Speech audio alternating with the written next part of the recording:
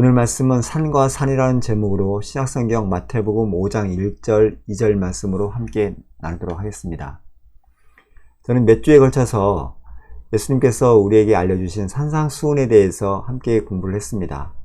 그 산상수훈을 도덕과 윤리 그리고 그리스도인의 행동 강령으로 이해를 하고 인간의 거룩한 의를 통해서 세상을 아름답게 만드는 교훈적인 말씀으로 이해하는 자들이 있습니다.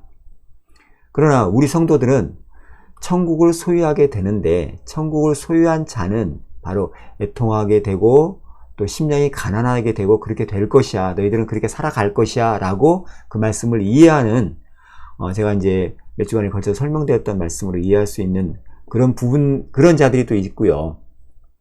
오늘 말씀은 또 산상수훈 전체적인 말씀을 한번 쭉, 왜 산상수훈이 어떤 예수님이 산에서 올라가 말씀하시니 그런 부분을 중점적으로 있어서 구약에 어떤 산이 있는데 하나님 말씀이 내려온 그 산이 있는데 예수님이 지금 말씀하시는 그 산 어떤 관계가 있는지를 좀 설명드리고 싶어서 오늘 강의를 준비했습니다. 마태복음 5장 1절과 2절 말씀은 예수께서 무리를 보시고 산에 올라가 앉으시니 제자들이 나아온지라 입을 열어 가르쳐 이르시되, 그리고 3절 이하는 심령이 가난한 자는 복이 있나니 라고 하시는 산상수훈 가르친 말씀을 쭉 연결해서 하고 있는 부분이고요. 저는 성경을 읽는 두 종류의 독자들이 있게 되는 말씀을 드리고 싶고요. 그리고 두 산이 나타나게 되는데 그 산의 의미는 무엇인지, 구약에 있었던 그 산과 오늘 예수님께서 산에 올라서 말씀하시는 그 산, 그건 어떤 의미가 있는 것인지, 또 마지막으로 예수님을 찾는 자들과 예수님을 소유한 자들의 차이점은 무엇인지 이런 부분을 함께 나누도록 하겠습니다. 첫 번째, 성경을 읽는 큰 두 종류의 독자가 있는데, 첫 번째 도덕과 윤리적인 말씀, 즉 산상수훈 말씀을 도덕과 윤리로 받아들여서 그들이 세상을 아름답게 만드는 교훈적인 말씀으로 이 말씀을 받아들인 자들이 있습니다. 그 중에 대표적인 자가 우리가 잘 알고 있는 마하트마 간디를 들 수 있는데, 그는 인도의 정신적, 정치적 지도자였죠. 그리고 마하트마라는 이름은 위대한 영혼이라는 뜻으로 인도의 시인인 타고르가 지어준 이름이죠. 그는 영국에 가서 법학을 공부하고, 그리고 인도가 영국으로부터 식민지에 있는 기간 동안에 그가 독립운동을 하였던 그런 자였습니다. 철저한 힌두교도였던 간디는 그가 주창한 비폭력 무저항주의로 유명하죠. 그 무저항주의의 배경에는 기독교, 즉 말씀의 산상수훈 정신이 들어있는 것을 우리는 알 수 있었습니다. 그가 말하는 거죠. 신약 성서를 읽기 시작하면서부터 새로운 감명을 받았는데 특히 산상수훈은 나의 가슴을 파고들었다 라는 간디의 저서전에서 나온 내용이고요. 간디는 그의 비폭력 무저항 정신을 바로 이 산상수훈에서 배운 것이라고 말하고 있고, 요 말씀을 한번 보시면 귀하의 나라는 이제 영국과 우리나라가 인도죠. 산상수훈에 나와 있는 그리스도의 가르침을 따른다면 우리는 우리 양국의 문제들 뿐 아니라 전 세계의 문제도 해결할 수 있을 것입니다 라고 간디가 전 인도 총독인 어원경에게 한 말을 우리는 볼 수 있습니다. 이제 인도 총독 어원은 영국 사람인 거죠. 그래서 이 산상수훈이 그에게 얼마나 많은 영향력을 주었고 그가 이 말씀대로 살아가려고 무던히도 노력했던 것을 우리는 알 수 있었습니다. 이처럼 산상수훈에 있었던 그 팔복의 말씀을 도덕과 윤리, 어떤 우리가 지키려고 하는 그런 말씀으로 이해한 우리가 이제 그 간디를 볼 수 있었고요. 그 외에도 몇 가지 이제 그 산상수훈 말씀을 이해하는 사람들이 있습니다. 율법주의자들은 문자 그대로 지켜야 된다고 이해하고 있는 거고요. 우리가 카톨릭주의자들은 종교 지도자들이나 금욕주의자들은 이것을 지킬 수 있는 말씀인데 일반 신도들은 지킬 수 없는 말씀이다라고 그들은 이 말씀을 이해했습니다. 또 루터주의자들은 인간 스스로는 따를 수 없는 것이고 하나님의 은혜로서만 오로지 이 말씀을 지킬 수 있는 것이기 때문에 하나님 은혜를 간구해야 된다라고 그들은 말을 했고요. 세대주의자들은 이 세대, 즉 우리가 살고 있는 교회 시대에는 해당되지 않는 말씀이고 천년 왕국이 도래했을 때 우리 성도들이 지킬 수 있는 교훈적인 말씀이다 라고 산상수훈을 이해하는, 이제 그렇게 주장하는 자들이 있었고요. 개혁주의자들, 모든 그리스도인들이 지켜야 할 삶의 기준과 원리를 제시한 말씀이다. 그래서 예수님을 믿는 자들은 이런 것을 잘 지켜나가면서 세상을 개혁해야 되고 세상의 빛과 소금의 역할을 해야 된다라고 말하는 자들이 있습니다. 과연 여러분은 이 5종류의 사람들 중에서 어디에 해당되는 사람인지 한번 생각해 볼 필요성도 좀 있지 않을까요? 저는 성경의 의미를 찾아서 바로 그 말씀하고 있는 바가 무엇인지를 바로 발견해 나가는 성도들, 바로 그런 성도들이 저와 여러분이 되기를 저는 희망을 합니다. 그래서 오늘 저는 이 산상순이라고 하는 전체 말씀이 그 5장 1절부터 우리는 7장 마지막 절까지 있는 말씀을 우리가 산상순이라고 하는데요. 그 중에 팔복은 그 앞부분에 나와 있는 말씀은 단지 그 부분만 딱 떼서 읽기보다는 3장서부터 좀 쭉 함께 어떤 단어들이 연결되어 있는지를 좀 찾아볼 필요성이 있습니다. 그래서 저는 3장 1절을 한번 보면요. 세례 요한이 이르러 유대 광야에서 전파하여 말하되 2절 회개하라 천국이 가까웠느니라.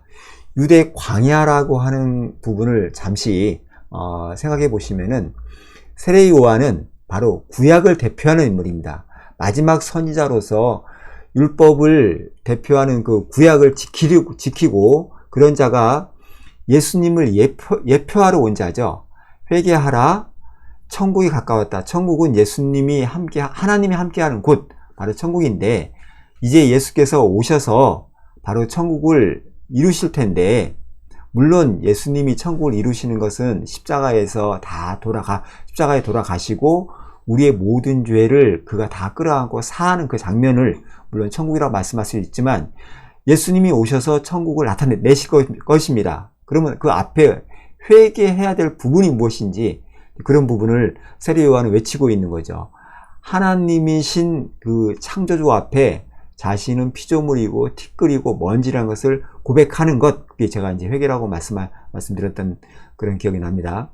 그리고 4장 1절에는 예수님이 등장을 하십니다. 그리고 그가 마귀에게 시험을 받으러 어디로 가냐면은 광야로 가셔서 뭐 성전도 올라가시고 뛰어내려라 여러 가지 시험을 받으시는 장면을 우리가 볼 수 있는 거죠. 광야라고 하는 구약의 어떤 대표적인 장소가 나타납니다.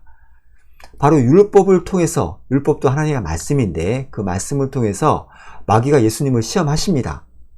그러나 그 시험을 바로 예수님께서 이겨내시죠. 그리고 이제 4장 중간에 보면은 12제자를 선택하시고 또 20절 이하에 보면은 25절에 갈릴리와 데가볼리와 예루살렘과 유대와 요단강 건너편에서 수많은 무리가 따르니라. 예수님이 많은 기적을 행하여 주시니까 그들이 수많은 무리가 예수님을 따릅니다. 그런 다음에 5장 1절에 예수님이 산에 오르셔서 그 수많은 무리를 조금 멀리 하시면서 제자들을 데리고 가셔서 이 산상순 말씀을 하시는 거죠. 이 산상순이라고 하는 그 말씀은 모세가 제 백성들을 좀 광야에 두고 모세가 그 시내산에 올라가서 하나님을 대면하면서 하나님의 말씀을 받는 장면과 지금 예수님이 수많은 무리들이 있는데 5장 1절에 산에 올라가 앉으시고 12명의 제자들을 데리시고 입을 열어서 하나님의 말씀을 선포하는 것, 이런 장면을 두 개 이렇게 같이 이게 우리가 뭐 표현을 이렇게 겹쳐본다고 할까요? 이렇게 하면서 보시면은 이 말씀을 조금 더 이해할 수 있을 것 같습니다.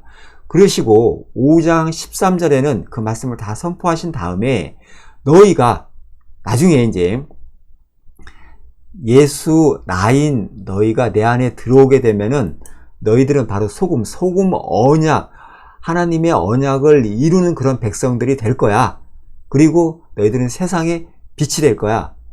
바로 반짝반짝 빛나는 하늘의 별, 세상의 빛이 될 거야 라고 하시면서 나를 드러나게 될 자들이다 라고 13절에 말씀을 하시고요. 우리의 존재 가치를 말씀하시는 거죠. 그리고서 17절에 하시는 말씀을 보게 되면요, 그가 율법을 완성하러 왔다, 폐하러 온 것이 아니고 내가 율법을 완성하러 온 자다라고 자신의 모습을 분명히 소개해주고 있습니다. 그리고 48절에는 하나님은 거룩하니 너희도 온전하니 너희도 온전하게 될 것이다 라고 말씀하시고 있는 것을 48절에 정리를 해주십니다. 그리고 6장과 7장에 대해서 좀 자세하게 쭉 기도나 금식이라 이런 말씀을 하시고 8장 1절에 예수님께서 산에서 내려오십니다. 즉 세상에 내려오시는 거죠. 산에서 하나님 말씀을 천국에 대해서 소개하시고 그리고 산에서 내려오시면서 어떤 나병 환자를 고쳐주십니다.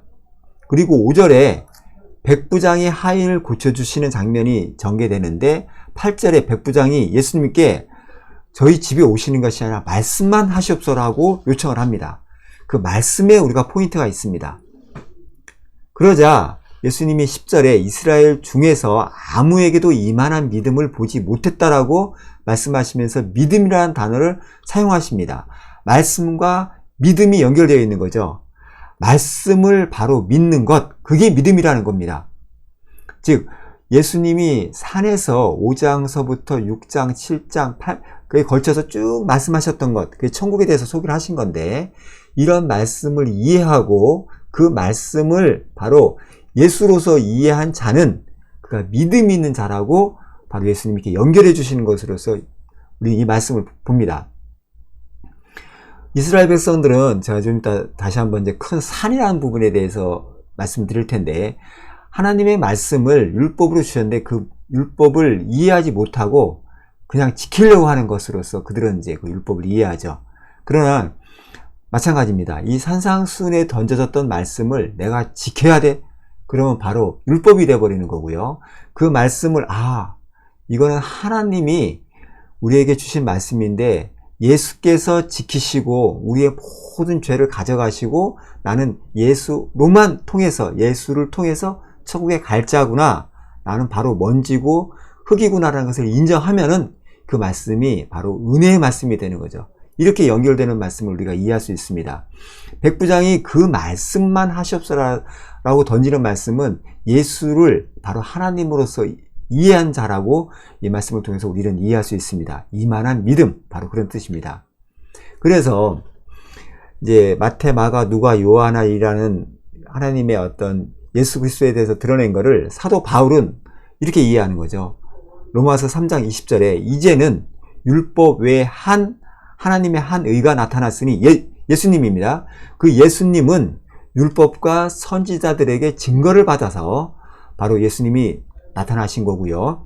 3장 30절과 31절 좀 이제 마무리되는 말씀을 보면은 할례자도 믿음으로 말미암아 또한 무할례자도 믿음으로 말미암아 어떤 출신을 중요시 여기지 않으시는 말씀이고 의롭다 하실 하나님은 한 분이시니라. 그 뒤에 말씀. 그런즉 우리가 믿음으로 말미암아 율법을 파기하느냐 그럴 수 없느니라. 도리어 율법을 굳게 세우느니라. 율법과 예수는 하나님이 주시는 우리에게 두 가지 의인데 첫 번째 나타난 의는 바로 율법은 하나님을 드러낸 것이었지만 그 율법이 완성된 것은 바로 예수 그리스도가 그 율법을 완성시키는 것이다. 이렇게 말씀을 이해하시면 좋을 것 같습니다. 그래서 제가 이제 오늘 두 산을 얘기하는데 한 산이 율법입니다. 그리고 한 산은 예수님이십니다. 그 두 산이 함께 서 있는 거죠. 마지막에 십자가의 그 높은 산에 예수님이 십자가, 우리가 이제 타부라고 하는 그 단어를 내가 설명드린 적이 있는데 완성시키시는 것이 바로 십자가다. 그런 말씀으로 이해하시면 좋을 것 같습니다. 그래서 저는 구약의 산과 신약의 산이 있는데 신약의 산에 의해서 구약의 산이 완전히 완성되면은 교회 시대 우리가 지금 성령님을 맞이하여서 바로 살아날 수 있는 그런 예수 안에서 사는 그런 존재가 되는 거죠. 바로 천국에서 살아가는 존재, 예수님 안에서 그렇게 말씀을 이해했으면 전체적인 것을 이해하면 좋겠습니다. 첫 번째, 신의 산을 잠깐 보죠. 율법이 신의 산에 떨어집니다. 이제 애굽에서 탈출을 시켜서 바로 가나안 땅으로 들어가기 전에 율법을 주시죠. 너희들은 그곳에 들어가면은 나의 백성으로 살아갈 자들이야 라고 이제 말씀해 주시면서, 즉 교회에게 하시는 말씀으로 우리가 이해할 수 있습니다. 예수님의 십자가 사건을 통해서 이제 너희들은 교회가 될 것인데 하나님의 통치하심, 하나님이 이제 우리를 섬겨주시는 그 통치하심으로 인해서 너희는 살아갈 존재가 될 것이야. 그런 말씀으로 십자가 사건을 이해하시면 더욱 좋을 것 같고요. 자, 그러면 이제 모세가 시내산에서 하나님의 말씀을 받습니다. 율법을 받습니다.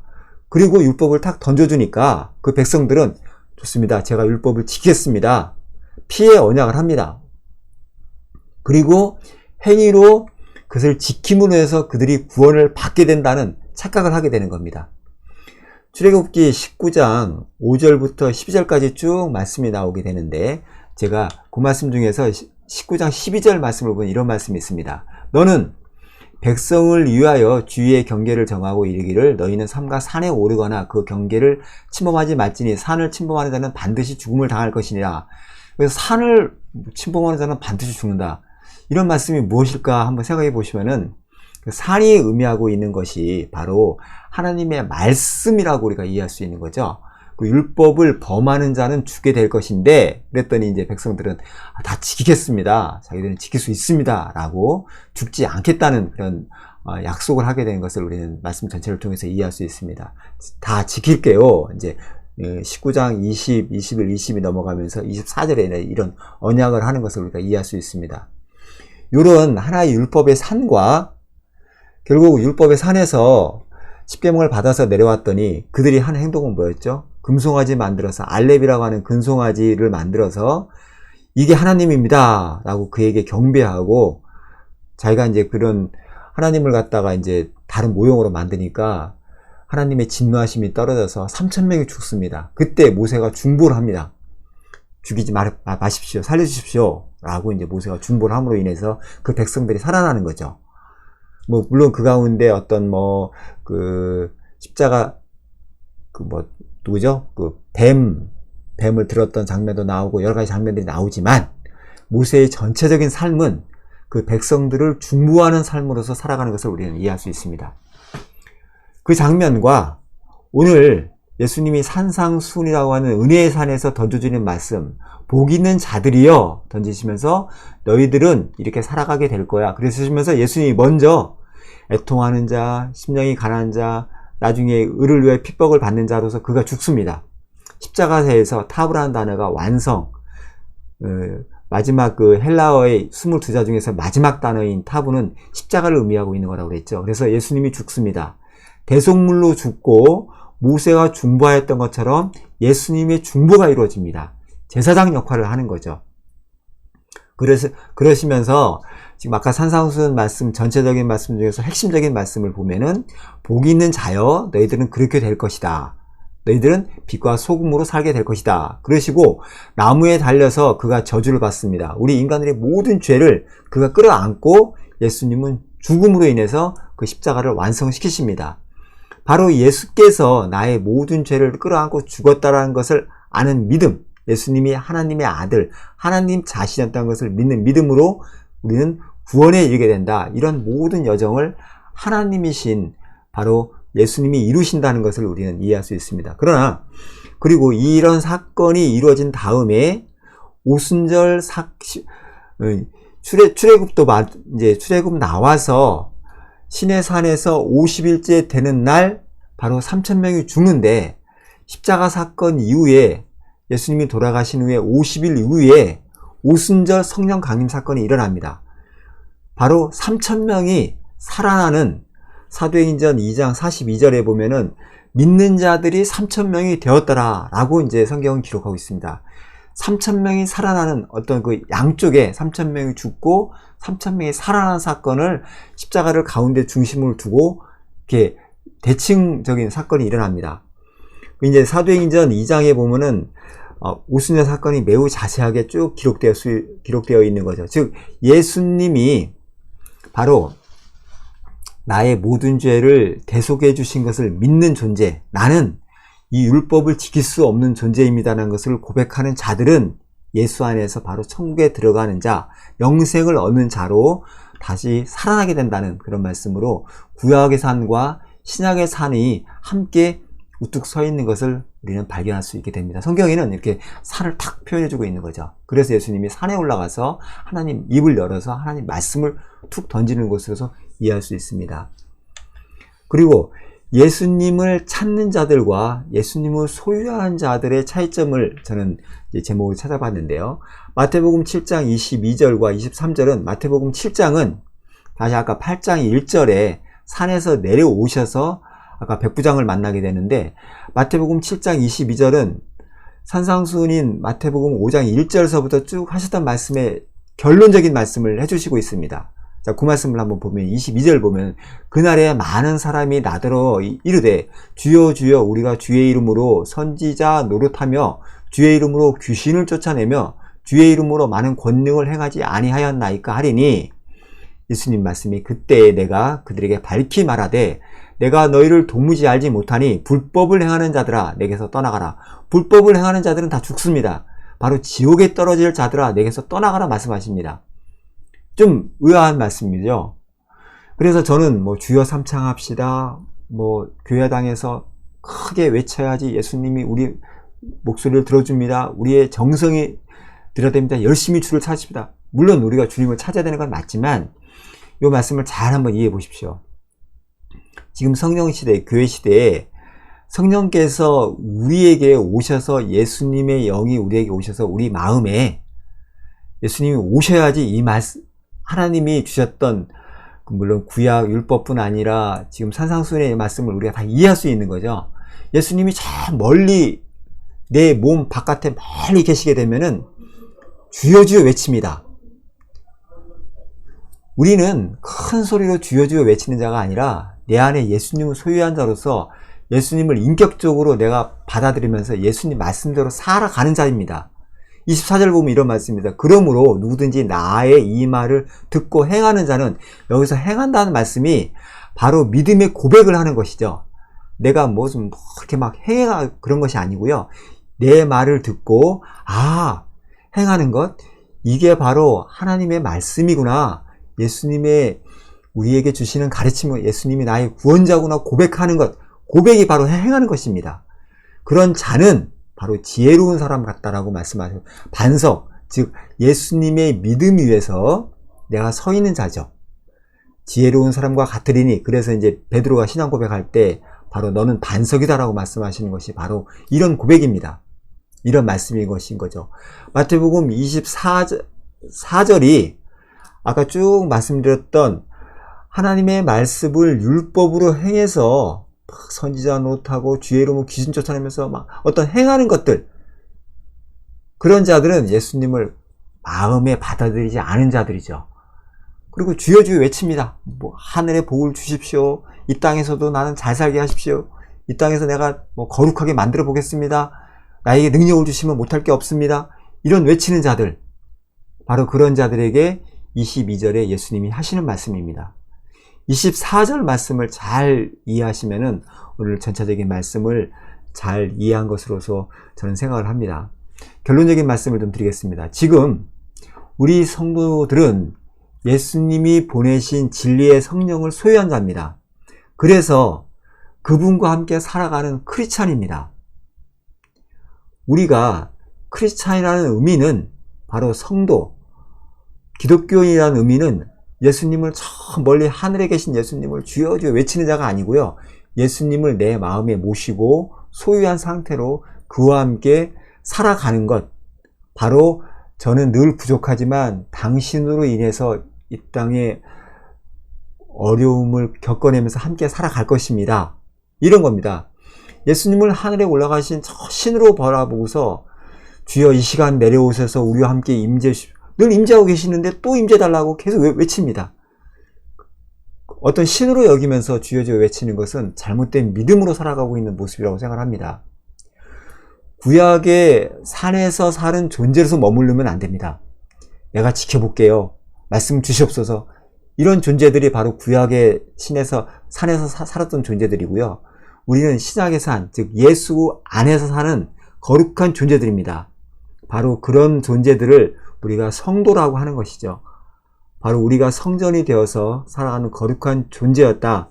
그래서 예수님께서 5장 1절부터 7장 마지막 절까지 쭉 말씀하시고 말씀을 던져 놓으신 다음에 또 8장서부터는 그가 또 사역을 해 가시는 것, 성경을 이렇게 전체적으로 좀 이해하시면서 말씀을 보면은 오늘 말씀은 매우 은혜로운 말씀, 우리에게 있어서는 너무도 행복한 말씀이었다라고 저는 생각합니다.